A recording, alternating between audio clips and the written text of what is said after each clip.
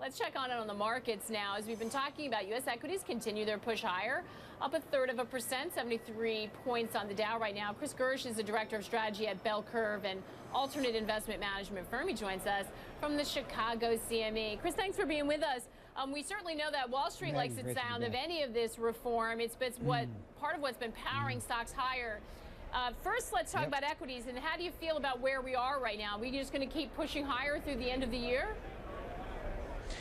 I think that ultimately the low volume that you're going to see going into the holiday season really is going to make a series of higher highs and higher lows. I think that ultimately we're going to create a wedge scenario. I don't think you get any breakout up or down past this range until much after the holidays. And Chris, the other asset everyone's watching, or market class, whatever we want to call it these days, is Bitcoin. We've seen that start trading on the CBOE, and it was pretty smooth. Couple of trading curves. What did you make of it? And you know, there was some speculation we'd see people come in and try to short it. That didn't really happen. Why do you think that we haven't seen that selling pressure? I don't think that we've seen the selling pressure is because of the fact that the exchange went down 3 major times. You only have 20 participants as far as large firms really trading in that.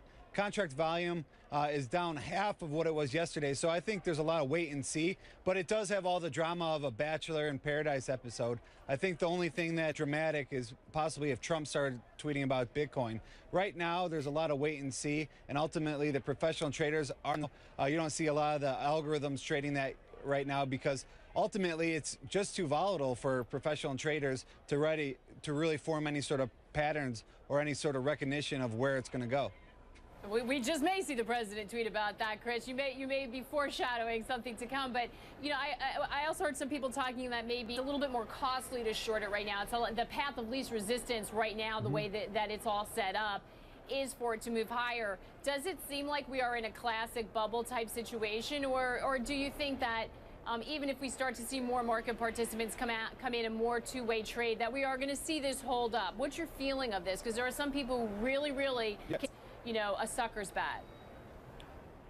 I ultimately believe that Bitcoin itself is flawed in many ways, and I think other cryptocurrencies, quote unquote, like Litecoin, that's up almost, you know, $5,800. I'm sorry, 5,800% on the year versus Bitcoin 1,600%, is better used and better monetized. Remember, Bitcoin owners, 2/3 of them have never sold it, so they're just riding this. And ultimately, if there is a bubble where they're selling that's hand over fist going to go back down below 10,000, I believe those people try to become sellers. There's a mass, you know, push towards the exit, and that's going to cause a huge amount of volatility and concern, and can really affect and leach into the markets here at the CME. So ultimately, I hope that these futures ranges get a lot smaller so that come trading the CME on Monday, we can see it really trade like something that I would like to invest in. Right now, I'm watching and investing in the smaller Litecoins. It's really stage sort of insight there, Chris. I think even though it's a new type of asset, doesn't mean the mentality that surrounds everyone rushing for the exit doesn't necessarily exist. I think sometimes we forget that. Very interesting to watch. Can't wait for the launch of the CME, and we'll catch up with you on the other side of that. Thanks, Chris. Thanks, Maggie. Now, the launch of Bitcoin futures is giving investors a new avenue.